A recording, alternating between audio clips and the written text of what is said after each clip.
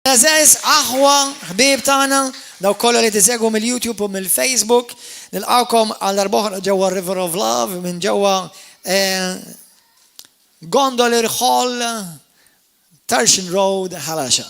Kulħadd jgħid it-talba warajja minn qalbek, Missi Qadis, grazzi tal-kelma tiegħek. Grazzi da dak kollu li inti tagħmel fil-ħajja tiegħi. Dak kollu mulej li l-għadu, prova poġġili f'qalbi, fi ħsibijieti, mulej biex ibedni minnek kisru mulej Qadis il-lejla biex waqt li nkompli nikber fil-revelazzjoni tal-imħabba tiegħek lejja. Grazzi mulej, id-demonju huwa taħt saqajja u mulej jinrebbieħ fuq kull pjan tal-għadu fissem Ġesu Kristu. Jiena lesni għal-kelma tal-mulej u għattu għatt iktar ma reġa' nkun l-istess iktar. Spiritu Santu kellimni u għatini revelazzjoni għal-glorja tiegħek Missir. Amen. Halleluja. Poġġi bil-qeda aħwa. Ħamorru fuq il-ktib ta' Ġwanni kapitlu 14. Skrittura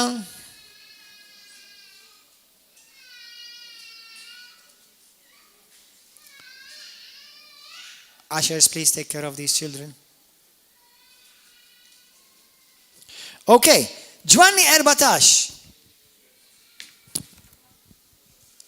Skrittura li suppost għandha tkun pjuttost familjari, però ovvjament peress skrittura l-kelma talla hija ħajja, taqra mid-darba u mid-darba tieħu xi ħaġa minnha. Amen. Halleluja. Naqraw minn vers 1 sa vers 10. Tħallux qalbkom titħawwat, emnu falla u emnu fija wkoll. Fid-dar ta' missieri hemm ħafna postijiet. Li ma kienx hekk kont ngħidilkom. Sejjer inħejjilkom fejn toqgħodu. U meta mmur u nħejjilkom post, nerġa' niġi biex noħodkom miegħi biex fejn inkun jien tkunu intom ukoll. U triq għal post fejn sejjer tafuha. Tomas għallu, mulej aħna ma nafux fejn inti sejjer, kif nistgħu nafu t-triq? Wieġbu Ġesu, jienu il-triq, il-verità u l-ħajja, ħadd ma jmur għand il-missier jekk mhux permezz tiegħi. Kieku għaraftu lili,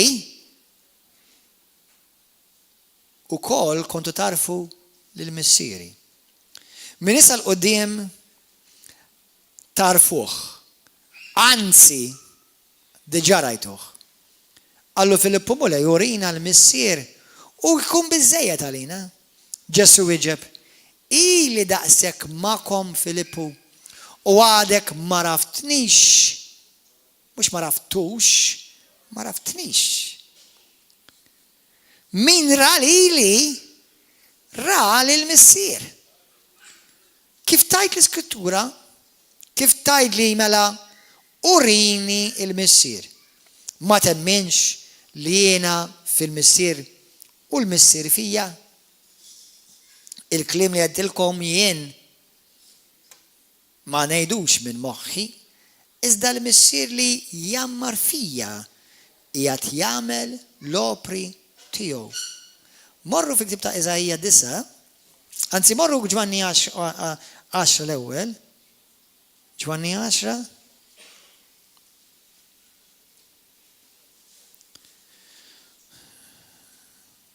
Vers 30. Jien u l-missier aħna ħaġa waħda. Eżajja kapitlu 9. Eżajja 9. Grazzi Spiritu Santu li inti tatina revelazzjoni tal-kelma qadisa tiegħek u ġiba ħajja u rejma f'qalbna. Kapitlu 9, vers 5. Għax tweldilna tifel, din hija l-iskrittura tal-miliet ngħidilha jien, għax jużawha ħafna fil-miliet. Tweldilna tifel, inatalna ibben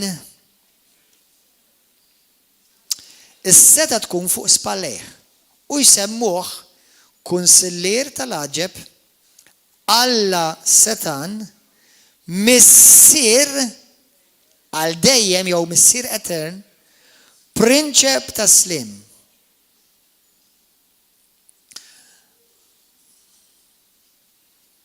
Morru fi ktib ta' Ġeremija, ħanamlu naqa differenti l-lum. Ġeremija, ktib ta' Ġeremija.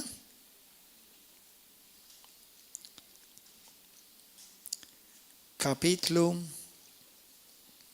2. Bħalissa għaddejn naqra l-Bibja kapitlu mill-bidu tas-sena. Ġeremija kapitlu 2 min vers 12. Min vers 12. Hawnhekk Alla qed jitkellem għal poplu tiegħu Iżrael.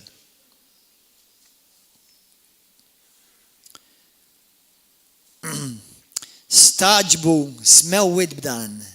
Tkaxkxu, fuq li tkaxkxu. Oraklu tal-Bulej. Għax tnejn huma id-dnubiet tal-poplu tiegħi. Telqu lili lajn tal-ilma ġieri. Mela dnub huwa li telqu lil Alla lajn tal-ilma ġieri. Interessanti lajn tal-ilma ġieri. Għax il-kelma missier, father, tfisser għajn tal-ilma ħaj. Jew għajn tal-ilma li għat il-ħajja. Xamlu ktar. Biex ħafru bjar għalihom, bjar miksura li ma jżommux ilma. Romani 10. Grazie Spiritu Santu. Romani 10. Romans chapter 10.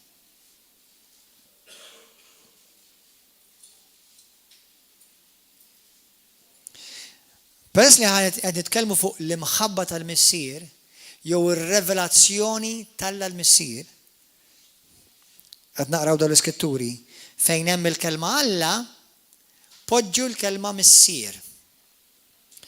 L-aħwa nixtieq tassew minn qalbi nitlob quddiem Alla, u ħafna drabi Pawlu jżida quddiem Alla l-Missier, li niesi jisalvaw.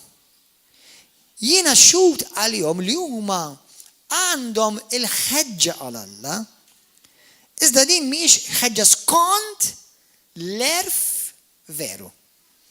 Għax marfux il-ġustizzja ta' Alla, imma fitxew il-ġustizzja tagħhom u għalhekk ma qadux għall-ġustizzja ta' Alla. Bħalma daw kif rajna f'Ġeremija 2 vers 13.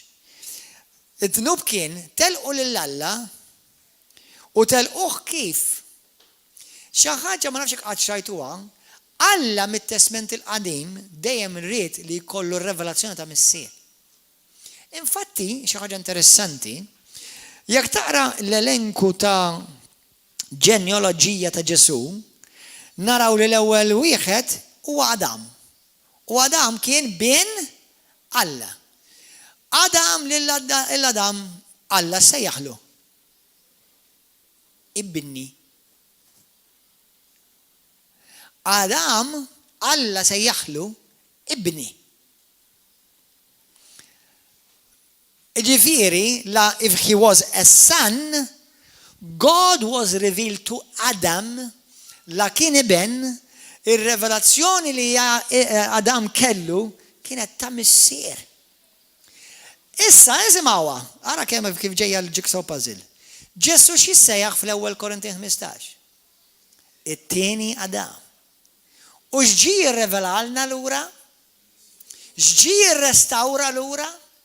Xitlifna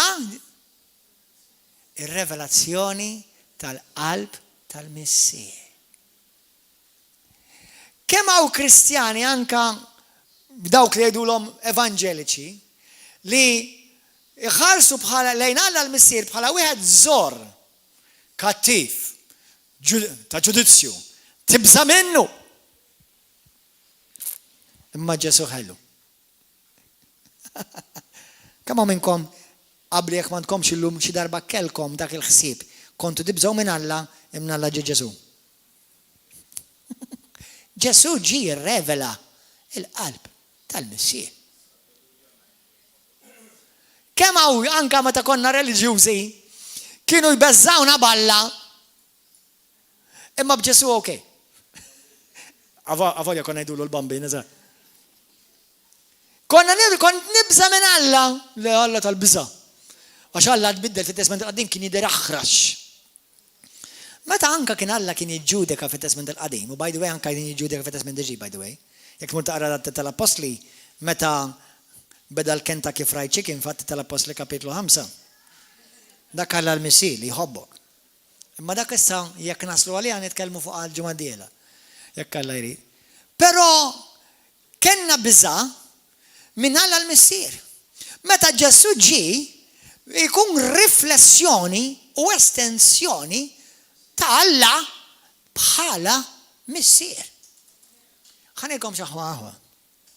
Jekk hawn diġi li jettilkom, missa ħanpoġġja fil-kuntest dan il-messaġġ. Jekk hawn problema fid-dinja hija ta' nuqqas ta' missirijiet. Kull rispett ommijiet, biċċa kbira minnkom kalkom il-ladies meeting il-bieraħ issa, ħanaqbiskom il-lejla. Le.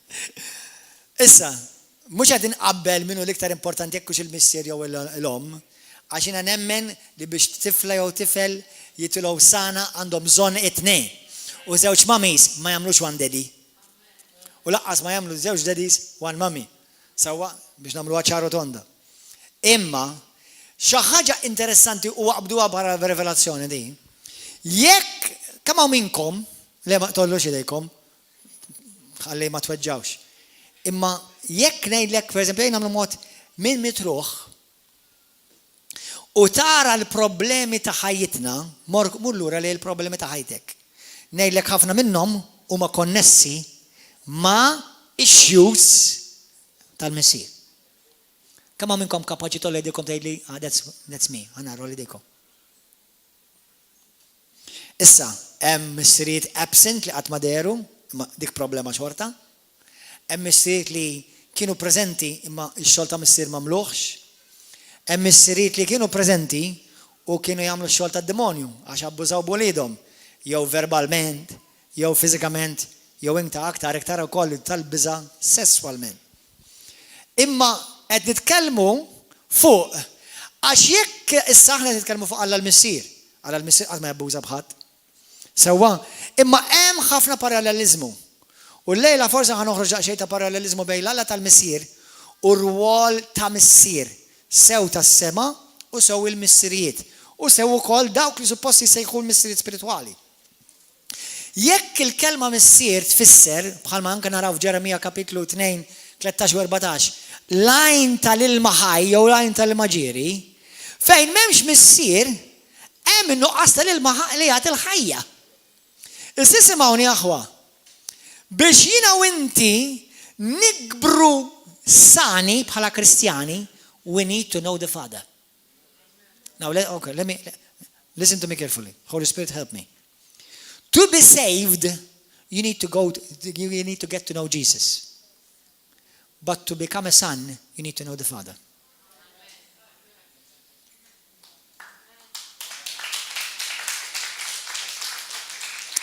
Biex is-salva tittara fil-Ġesu. Biex tikber bħala iben f'dar tal-Missier, tittara fil-Missieħ. U għandna ħafna Kristjani li għadhom fid-dar tal-Missier għaddejja u skjavi għax qatt marfu l-imħabba tal-Missieħ. U l-qaddej u l-iben jaġixxu totalment differenti għalkemm għandhom l-istess Missieħ.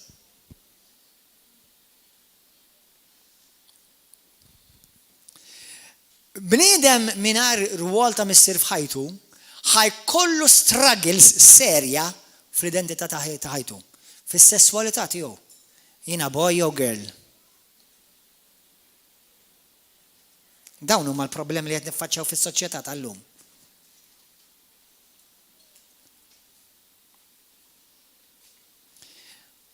Il-biċċa l-kbira li ġej minn ħajja ta' LGBT, il-biċċa kbira assoluta ngħidulkom il-persentaġġ assolut. M'għandhomx missier. Jew kellhom missier absent, jew mhux attiv f'ħajjithom, jew kellha missier abbużiv. U di mhux qed ngħidha minn żniedi, di qed ngħidha bir-riċerka. Iktar minn 70% minnhom jew madwar 70% jgħidu li kienu abbużati sesswalment. U ħafna minnhom mill-missier. Mela il-mulej, meta Ġesu jiġi f'ħajtek, isalvak, jagħmlek parti mill-familja tiegħu tal-missier, però jibda jirrevelalek issa l-imħabba tal-missier. Biex inti ssir tikber issir iben. Fil-Grik, ħafna minnkom tafu għadi, hemm żewġ tipi ta' iben fis-saltna. Dawk li jgħidulhom it-teknon, sewwa, dawk li ġifieri twildu babies, għax mill-istess għamiltuha fil-kors ta' Bait of Satan, u ħafna jibqgħu biss teknon. U jisimgħu ħafna techno music. Mbagħad hawn ġew hekk sejjer f'moħħhom. Il-pass qed jitkellem u moħħu sejjer. So, whatever. Anyway. Imma mbagħad hemm dawk li mhux biss twildu miż-żerrija jew mill-isperma, by the way fl-iskrittura fl-ewwel Ġwanni kapitlu 2 tgħid li ż-żerrija talla hija l-isperma talla, l-kelma talla. Morru fiċċuha fil-Grik. Anyway, issa mhux vera ġifieri bħalma nifhmu aħna fin-natural, ġifieri ż-żerrija talla li lilna welditna minn ġdid, għamlitna u li talla, teknon. Imma ssir ħujos iktar ma sirta fil-Missij.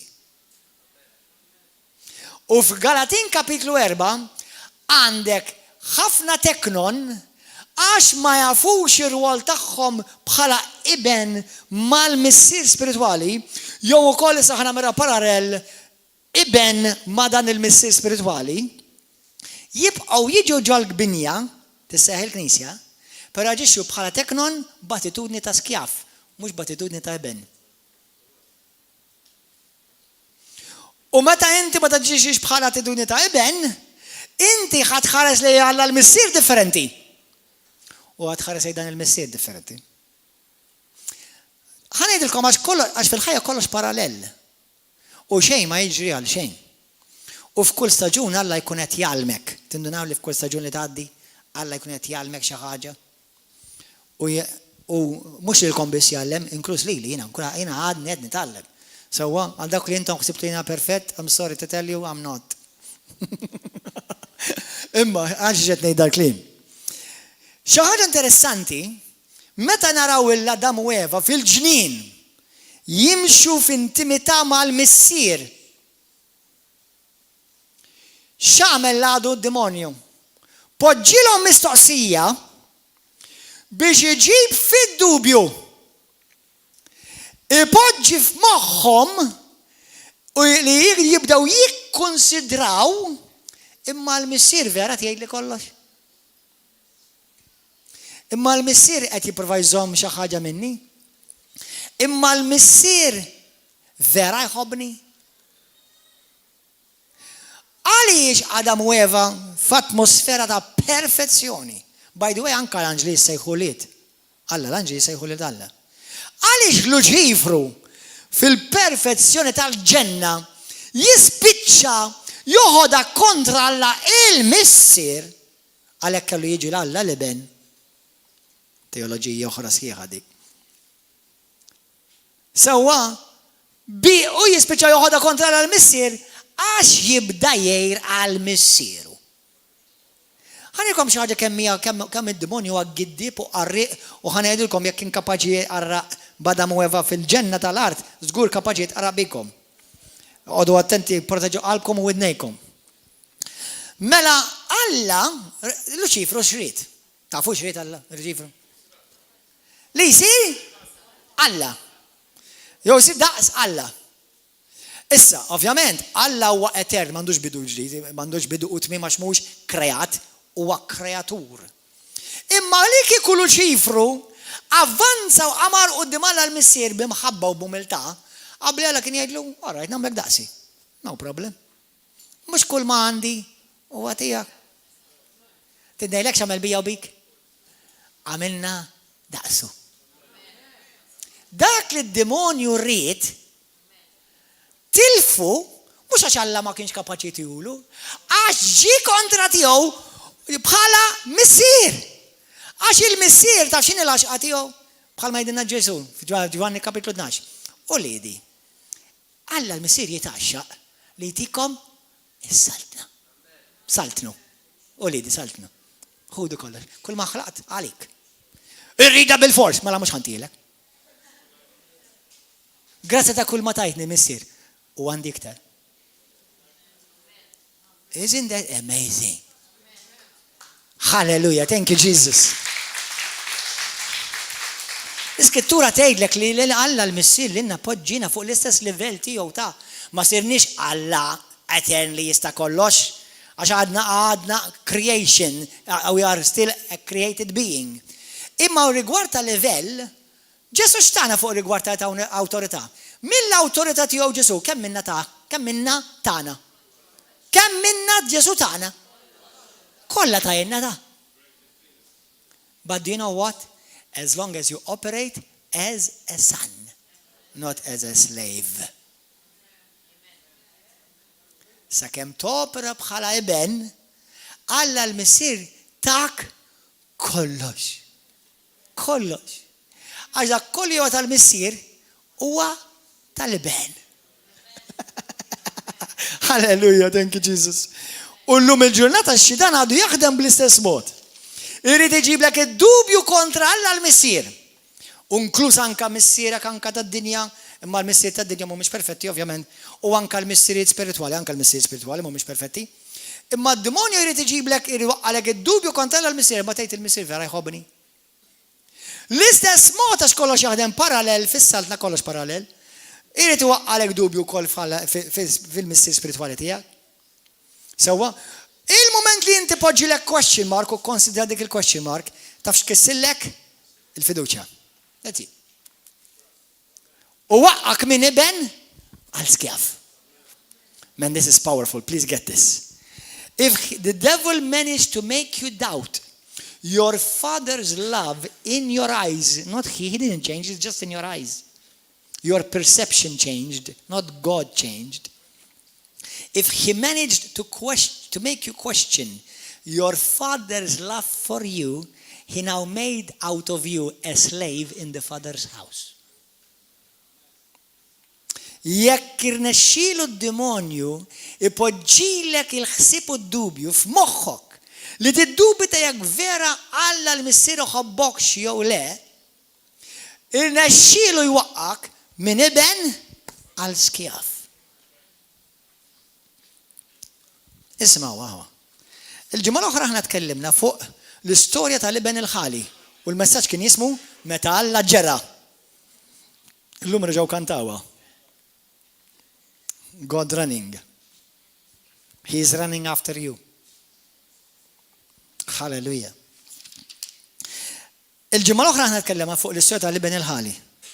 Però l-istorja mhix fuq l-iben, l-istorja fuq il-mħabba tal-missier. U mhijiex għad-dinja, hija għall-uliet.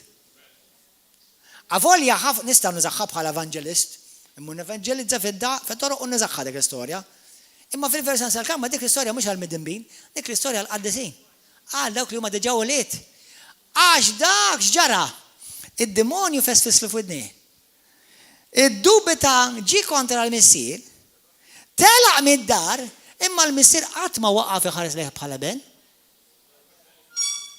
Xorta baqa jsaħlu ibni u kif raħ mar jiġri janqu u jabdu madwaru halleluja u jillibsu ċurket iż-żarbun u l-ilbis sabiħ u għamillu festa. Gloria mole, u għamillu buffet. Gloria mole. Meta Alla l-missier ra lil Ġesu fil-Ġordanu Tammet x'qal? Isimgħu neħwa. Għax Ġesu jgħidilna fil-Ktieb ta' Ġwanni. Bħalma Alla l-missier ħab lili, hekk ukoll ħab Ismawni Kristjani kollha ta' Malta għawdex, mhux ħajt tad-dinja kollha, imma tal-Maltin ukoll għax hemm Maltin jarawna mill-Awstralja. Maltin mill-Awstralja, Maltin mill-Kanada, Maltin mill-Amerika, għax eżegwu tal-messaġġ kull ġimgħa. Jiena u inti Alla l-missier iħobbok bimħabba tal-ġenn. Ħabba tal-ġenn. Issa, taf kammilkom, ġili smajtu għali għalla jħobbok? Kammilkom ġili smajtu għali għalla jħobbok? Imma qbatta. Tismaħħa mot u jkollok revelazzjoni taħħa mot jew. Il-bniedem minna l-imħabba tal-missier u vojt u jipprova jimliħ b'xi ħaġa oħra. U tidnejlek biex jimliħ, what am I going to get? Meta jkollok revelazzjoni tal-imħabba tal-missier, you stop trying to get because now you know who you are. Allora xiġri l-iskjaf moħħu għadi xħan akkwista. Liben, mux tiġa kollu tijaj.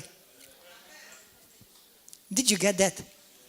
Liben, xieġi din akkwista oħra, mux tiġa kollu tijaj. Iskjaf xirid, irrid jaħdem ħalli akkwista. U għala l-missier għallu, ibni, nakkollu li għin tijaj, mux dejjem kien tijak. Xfettillek taġiċi ta' skjaf. U x-xitan dak li jrid, iġilek taħseb li inti Alla ma jħobbokx. Jekk inti tikser xi liġi jew tagħmel xi ħaġa Alla waqaf iħobbok. Jew issalla kontra tiegħek u għandu xi minn dawk il-flajs xedulhom xedulhom dawk tad-dubbi. Xi waħda minn dawk il-kbar hekk u jfaqħilek fuq rasek. Sewa. Meta Alla l-missier lilek ħabbek anke qabel ma twelid. ħabbek anke meta kont fl-iżbal. Ma ħabbx l-iżbal, imma lilek ħabbek fl-iżbal.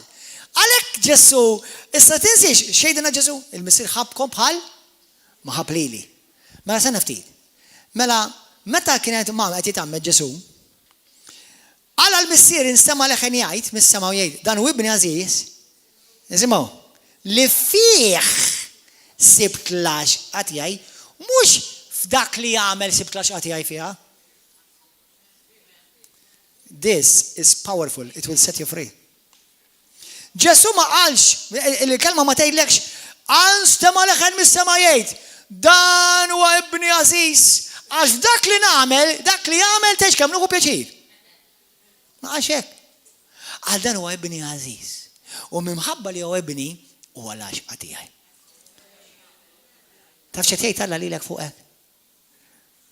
Imma pastor dniebt. Imma pastor żgarrajt. Imma pastor taf kemm qed niżbalja. Mhux qed ngħidlek kompli żbalja u laqqas Alla l-missier mhux ħajlek kompli żbalja. Però l-ewwel skopri l-imħabba tal-missier u tieqaf tiżbalja.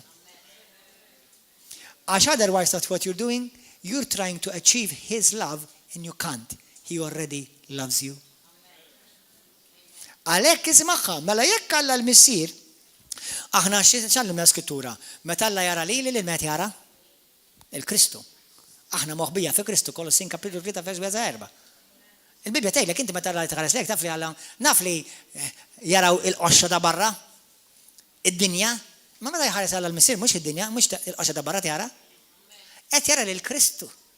Allura jekk qed jara lil Kristu taf x'qed jgħid fuq Alla l-missier bħassa inti ibni u binti għażiża. Fik. F'min int, mhux dak li tagħmel, inti l-għaxqa tiegħi. It-tfal tiegħi jiena li na tant inħobb u tant nirringrazzja Alla għalihom kuljum u naħseb xi kultant naħseb I am addicted to my children. Tgħidli x'inti tgħid pastor? Għax niddejja noħroġ u nħallihom warajja. Irridhom ikkakkmati miegħi ħin kollu. I'm telling you the truth. U l-iktar li nsib diffiċli għal erba' u s-sibt għax meta ninqata' waħdi għal sigħat twal mingħajr wliedi. U iktar diffiċli meta nsifer. Infatti, li kieku l-mulaj ma jibatni imkien iktar fid-dinja jagħmel li pjaċir għax m'għandix għalfejn. Għax niddejja inħalli l-wliedi warajja. Taf għaliex? Għax ir-relazzjoni li għandi ma' wliedi mhix ibbażata fuq x'tip ta' performance ħajamlu, mela ma rridhomx jobduni, żgur li jobduni. Imma rrid noqgħod attent bħala missier li ma jaħsbux li jiena nħobbhom għax jobduni. Alla tjallem lili kif jiena nrabbi l-uliedi li jiena nħobbhom xorta. Però ma rridhomx jaħsbu li issa ma la jistgħu jagħmlu li jridu u di jekk lajt naslu għalija l-ġimgħa d-dieħla. Allura jiena rrid nrabbi l-uliedi blajna Alla tjallimni Alla lili waqt li jiena titgħallem jiena tnallem. Sewwa li Alla lili jħobbni kif jien. U anke waqt li qed nagħmel difett iħobbni xorta. U jekk isgarrajt iħobbni xorta. U ma waqafx iħobbi. U lilek ma waqafx iħobbok. U mhux ħajjaqaf iħobbok. Allura meta inti tħossok kondannat, jew il-kuxjenza kondannatek, jew d-demonju, jew il-mara. Jew ir-raġel, ovvja. Amen? Imma qatt ma Alla missier kondannak. Sibli x'imkien passaġġ fejn Ġesu, ftakar li Ġesu Kristu huwa r-riflessjoni tal-missier. Qed inkellimkom bħala ulied, mhux bħala barranin, bħala barranin storja differenti. Bħala ulied. Kemm hawn minnkom uliedkom għamlu żbalji ħorox, uliedejkom, tgħidli x'għamlu? Ejli l-verità li mħabba tiegħek lejn uliedek tbidlet. Iżjed tikber? Infatti tagħmel sens li qed tgħidli għax il-missier ma qatx jistenna lill-liben li kien għatu fid-dar, qatt jistenna fil-gallerija dak il-liben li jindilef.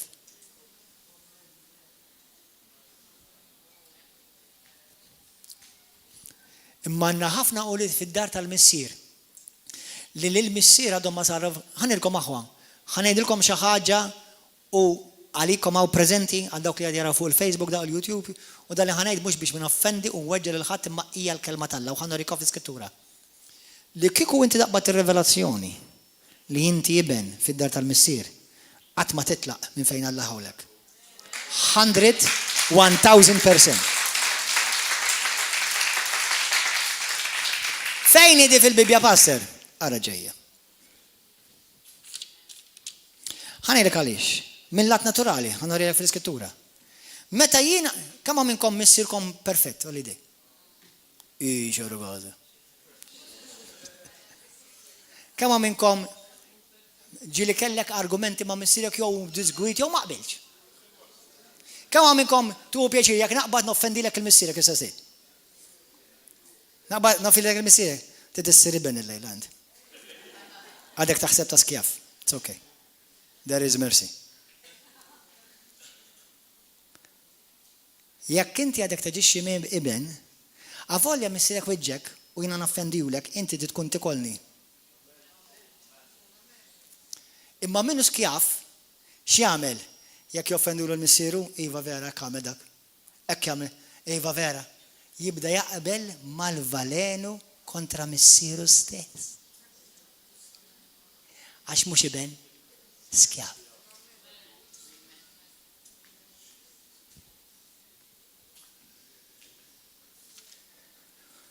Missieri, meta kont barra Malta, u għammi kien jibatu litri, ħafna.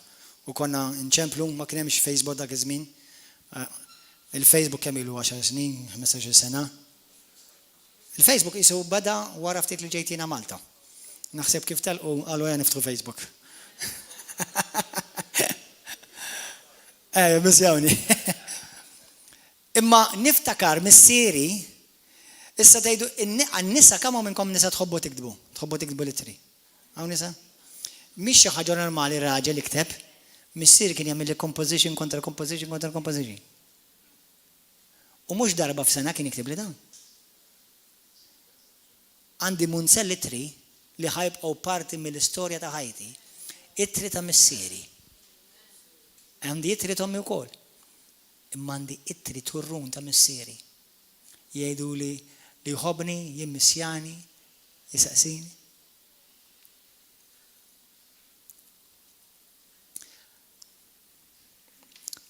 Għanna turrun itri. Called Bible.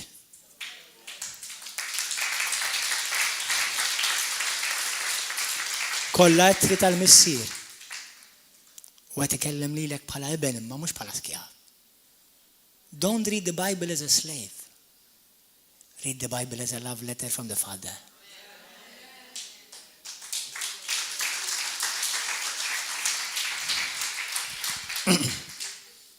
Hallelujah. Grazie Gesù.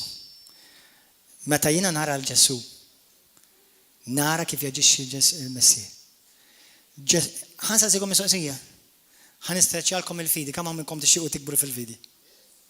Number 1. Għatta ħin timmedita fil-mħabba tal-Messier lejk. Because faith worketh by love. Faith works by love. Il-fidi taħdem bl-imħabba. L-imħabba. Tal-raġel, tal-mara. ħaddum biex taħdemlek il-fidi, ħaddem baza fodo.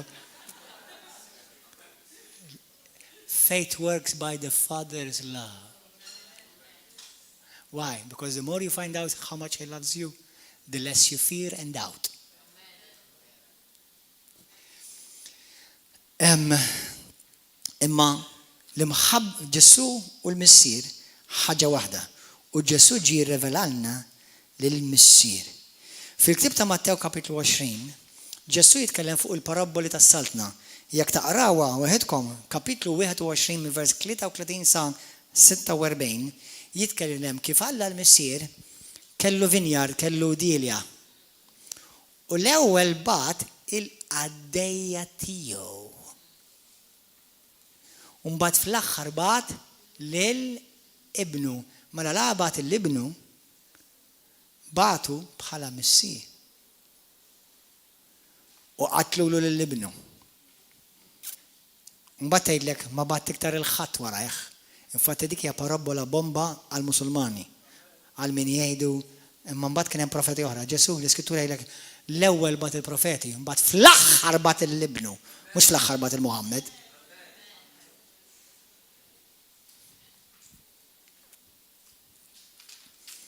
Amen, hallelujah. Thank you Jesus. Id-dinja ġiet imqarqa bix-xitan biex id-dinja ma jibqgħux jaraw iktar l-Alla bħala missier li jħobbhom. U għalhekk Ġesu għalhekk għandna bżonn li Ġesu jiġi f'ħajtek. Biex bibnen biex tifel jiġi mrabbi tajjeb għandu bżonn il-mħabba u l-ħin qatta mal-missier. Għax il-missier, ħanikom aħwa brothers and sisters, listen to me. Fil-ġisem tal-Kristnu hemm ħafna rwoli. Hemm ir-rwol ta' teacher. Teacher x'għandu bżonn? Studenti. Evangelist x'għandu bżonn? Midimbin. Pastor x'għandu bżonn? Naċ. Maqjel jgħidu ġeneralment. Profeta x'għandu bżonn? Għandu bżonn nies li tifittxu kelma minn Alla. Imma mbagħad hemm ir-rwol ta' missier. Il-missier x'qed ifittex? Ulied. Kemm il-darba tilkom li River of Love aħna maħniex knisja ta' membri. Aħna familja ta' aħwa, ulied, brothers and sisters, u wara l-missier qed bħal kull knisja li suppost opera bordni. Jiena l-missier spirituali u jiena tirrabbikom lilkom bħala ulied fil-mulej. Alleluja. Grazzi Ġesu. Għalhekk missieri spirituali bħalma il-number 1 missier spirituali jagħmel żballi fis-sens mhux perfett. Jekk għamel xi żballi mhux ħaġa ġodda barra minn hawn taġ, bħal kull bniedem ieħor. Imma missieri wkoll spirituali jiena naf xi dejjaqni fih u naf x'ma naqbilx miegħu. Imma ra ma tmux tkellimni kontra missieri spirituali. U mhux ħanamilek l-ebda like fuq il-Facebook jekk toqgħod tagħmel il-valenu kontra missieri spirituali.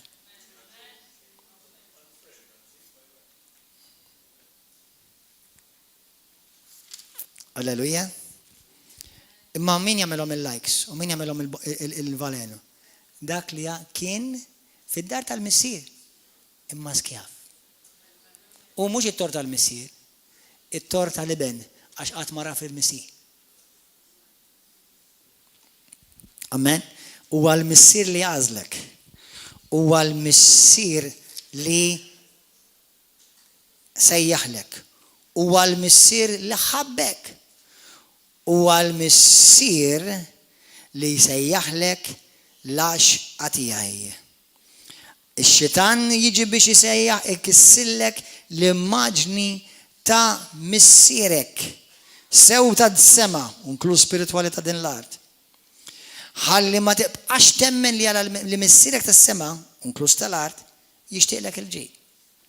Li huwa favorik. Ħalli jagħmlek suspettus imma tgħid bħalma għamel demonju qal imma tgħid vera hekk. Ma vera hekk qallek illa l-missier. Ma tgħid vera. U għalhekk Adam u Eva mmissjawa, xi ħadd saqsini fuq il-Facebook, għalli kif tista' tgħid li Alla l-missier kien tajjeb? Mela l-ebda Alla tal-missier ipoġġi serb ħdejju li għadaw kif tweldu. Sounds like a good point, but a dumb point. Meta Alla krea l-Adam u Eva, ma krejhomx bid-diapers on u bil-guggu. Ikkrejhom letteralment l-Iskrittura tgħidlek allat żgħar u liet joperaw bħala allat żgħar. U tom l-awtorità kollha tiegħu biex joperaw bħala allat żgħar fuq din l-art. U li kieku kienu Ċiniżi minflok kienu jiklu tiffiħa kienu jiklu serb.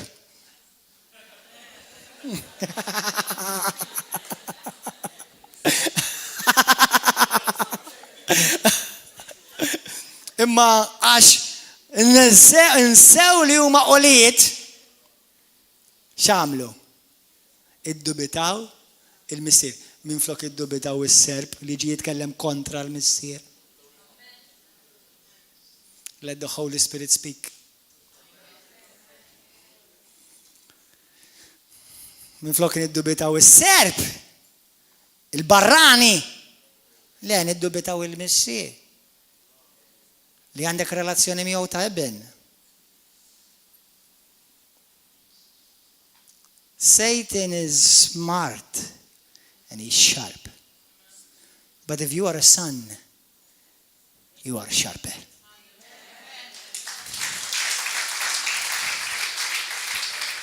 Hallelujah. Isma wadi u ħana l-qobdi. Morru Ġwanni kapitlu 8. Kemm minnkom l-Ispirtu tal-Mulet ikellimkom?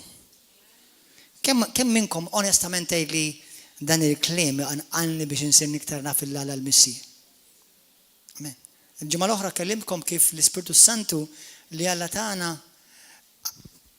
huwa l-Ispirtu tal-missier biex aħna minnu anqla nsejħulu Abba, Daddy.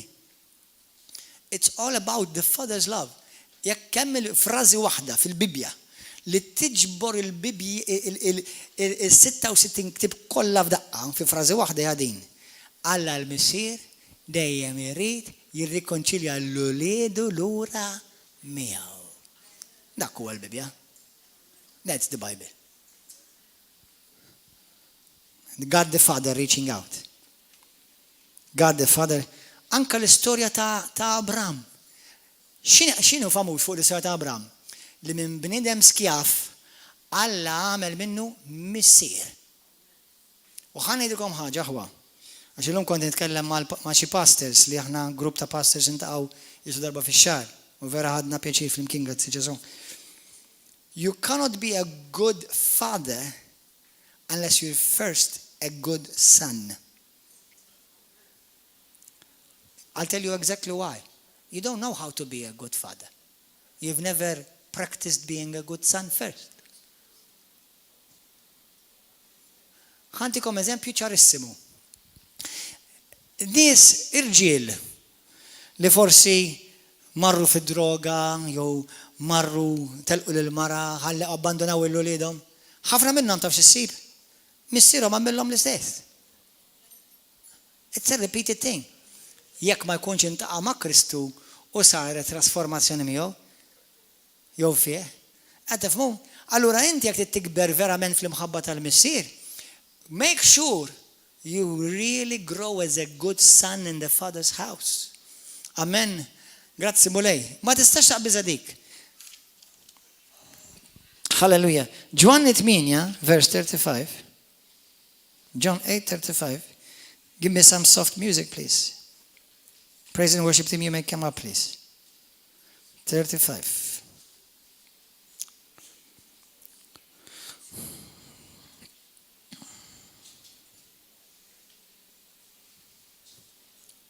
Chapter 8, verse 35. L-sir ma jibqax fil-familja għal dejjem. Imma l-iben għal dejjem jibqa. Ħanejkom aħwa.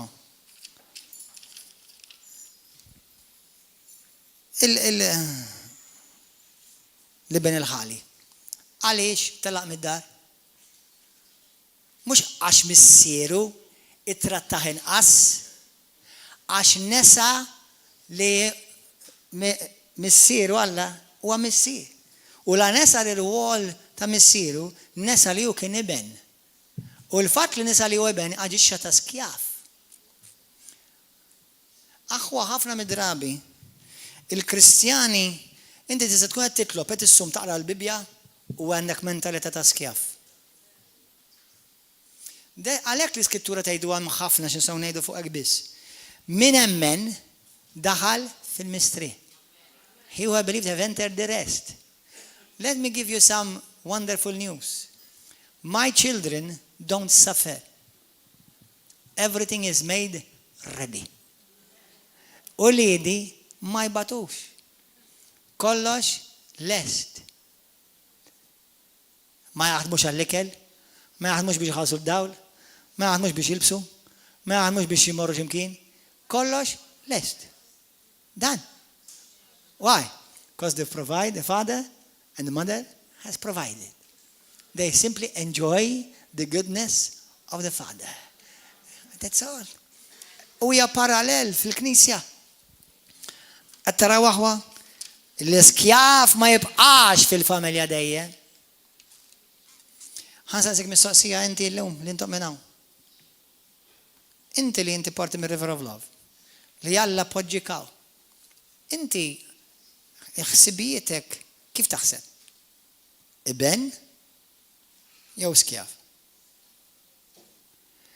L-ewwel ir-relazzjoni tkun sana mal-missier tas-sema.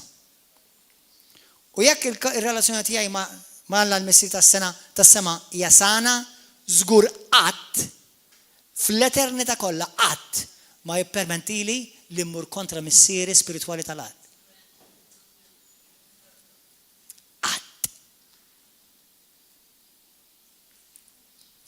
The devil is a liar. Ix-xitan huwa giddieb. U l-battalja spiritwali hija reali.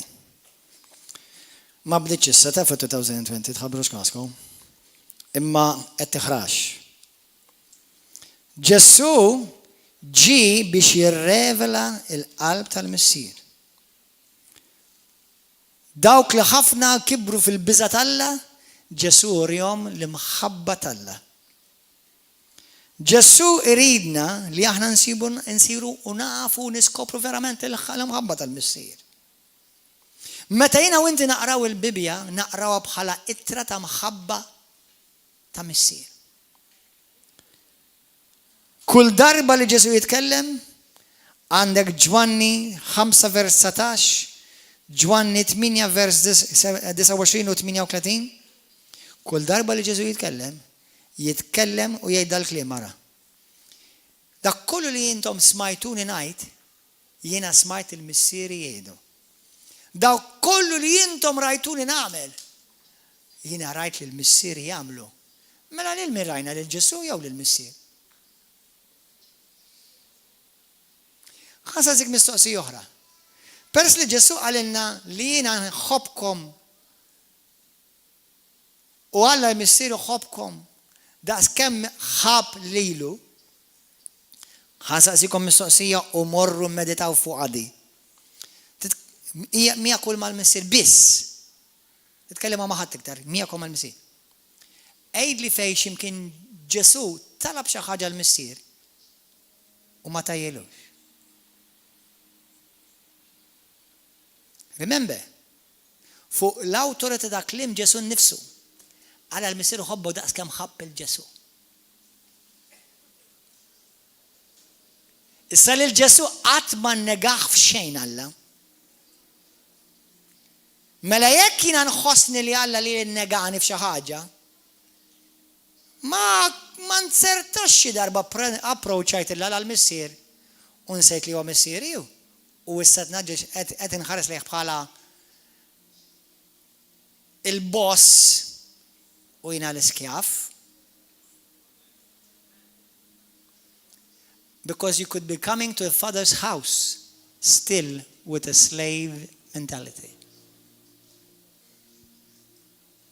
Tista' tkun qed tiġi d-dar tal-missier u xorta taġixxi mentalità ta' skjaf. Meta jiena u inti għandna mistoqsija ta' Mart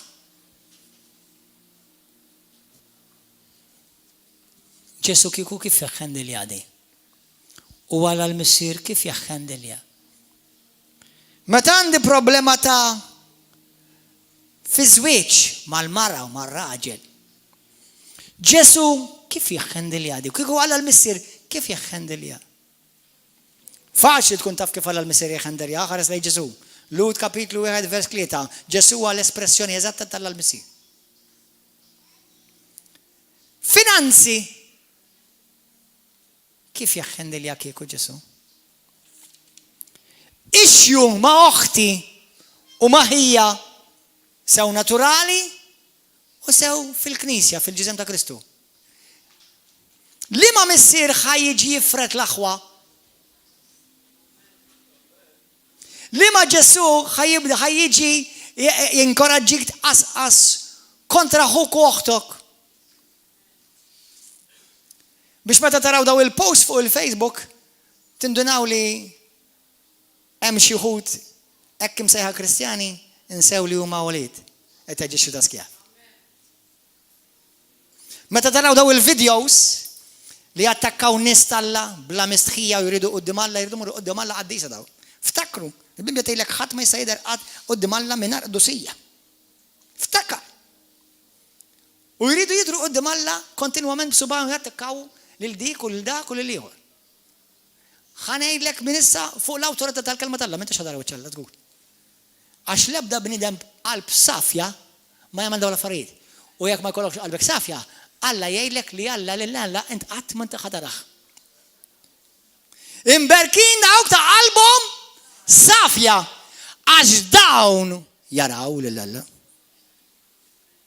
Jekk għandek qalbek safja u għamil xi video jew kontra tiegħi, jew kontra xi brother, jew kontra xi sister, jaqbillek tmur tneħħieħ qabel ma tispiċċaw ruħek l-infern.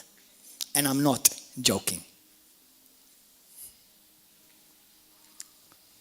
Però peress li naf li jaraw ħafna nies daw in-nies dal-videos li qed nagħmel li dal-messaġġ illum u ħafna jaħsbu li qed ngħid għalihom u qed ngħid gwar x'għamlu għalija, jekk tħallihom tħabbix rasek.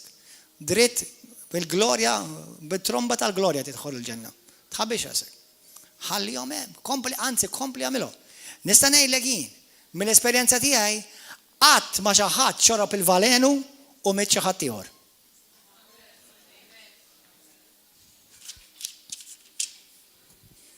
Kif jaħħendilhom Ġesu? Malla l-missier, ħaġa waħda mal-missier, fejn kun hemm challenges fi żwieġ. Jgħidlek aħrab, mursib ieħor, jew mursib oħra. Kif jaġixxi Ġesu kieku? Fil-ministeru Ġesu kif jaġixxi kieku? Il-challenges li nsibu fil-ministeru.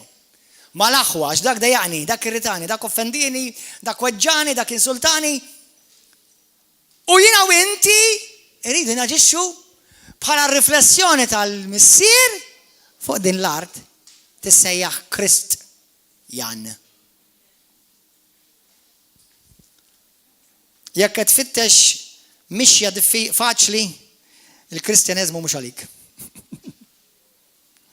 Però jekk trid tagħmilha naqra iktar faċli, ħalli ma nkunx unfair, kun naf siraf l-imħabba tal-Messi. Għax meta Ġesu bħala eben, il-kontrarju ġi kontriħ, il-kliem ġi kontriħ, l-armata ta' Ruma ġew kontriħ, uħut minn madwaru ġew kontriħ, Ġesu baqa' sod għax qatt jimmedita fuq il-maħabba tal-Missir. Halleluja. Halleluja. Thank you, Jesus. Ikkun infaħħar Ġesu, ejja nbaxxu rasna. Ejja nitolbu qabel ma nispiċċaw ftit sekondi. Fejn inti issa stess? Jekk għandek bżonn taħfer, please aħfer. L-iskjaf irid ipattija għax jieħu xi ħaġa minnha. Liben, you owe me nothing. I already have everything.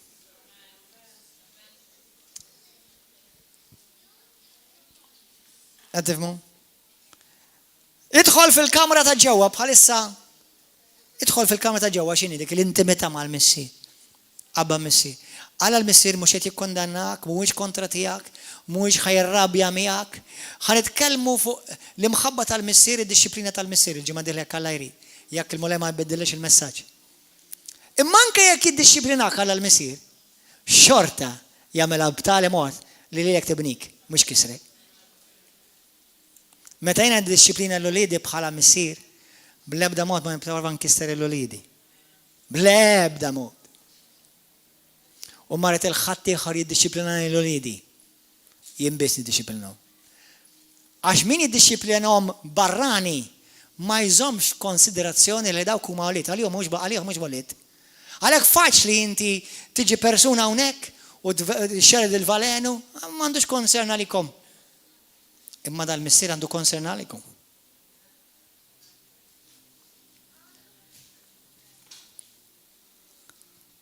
Faċli xi ħadd jgħid kontra ħaġa kontra l-mara tiegħek, jew kontra raġel biex ikassillek żwieġ.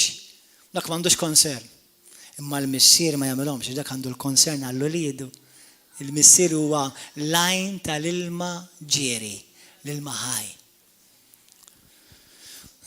U jiena inti il-frott tal-imħabba tal-Missier. Ejn nitolbu flimkien, Missier qaddis. Kemmi sabiħa mulej, glorjuża l-imħabba tiegħek. Għatini l-grazzja nikber u din ir-revelazzjoni mulej tal-imħabba tiegħek lejja. Għax bekk biss nista' nifhem il-kelma tiegħek. Għax bħalma tallimni int Abba Missier. Kif nista' nifhem il-kelma tal-mulej mingħajr l-imħabba tal-Missier? Għallimni nkun iben u bint fid-dar tal-Missier. U ma naġixxix ta' skjaf, ta' għaddej li qed nipprova nakkwista ma bħal dak liben li diġà għandu kull mandu bżonn lesta lih fid-dar tal-Missier. Fejn jien żbaljajt mulej aħfilli. Fejn jien weġġajtek mulej aħfilli. Fejn jien weġġajt il-ħija jew il-loħti fin-nuqqas tiegħi, fid-djufija tiegħi. Aħfilli mulej. Mulej, grazzi tal-ħnina tiegħek u tat-tjubija tiegħek. Inti lajn tal-ħajja. Inti lajn mimni ħnina. U għani fit-tjubija tiegħek. Aħfilli. Abba Missier. Ekku kol mill-imħabba tal-abbondanza li inti tfajt fija, jien ukoll naħfer lil min weġġani. Naħfer lill-oħti, naħfer lil-ħija. Naħfer anka lil-barrani. Naħfrilhom mulej. Mulej illum naraf li jiena mhux qed nipprova nakkwista xejn. Għax bħala iben fid-dar tal-Missier diġà għandi kollox. La tħallini qatt mulej nitlaq mid-dar tiegħek Missier. La tħallini qatt nidbijat minnek. Salvani. Salvani mill-gideb tal-għadu, mit-fesfis tal-qarriq, mis-serb li jiġi biex jitabbanli l-immaġni u l-ġbija tal-Missier tas-sema u anka ta' Missier spirituali. U anka ta' Missieri naturali. Mulej, Int biss tista' tgħinni u nirċievi llum l-għajnuna tiegħek, l-imħabba tiegħek u l-fejqan tiegħek. Nirċievi l-maħfra, nirċievi l-ħajja, nirċievi l-ħniena u nirċievi l-abbondanza tal-imħabba tiegħek. F'isem Ġesu Kristu ibnek, għall-glorja tiegħek Abba Messier. Amen. Halleluja. Grazzi mille. Għal daw kollha li qed issegwuna, grazzi tal-li kontu magħna lejla. Il-mulej jkompli jimlikom bl-imħabba tal-Messier. Narawkom il-ġimgħa d-dieħla God bless you YouTube and Facebook.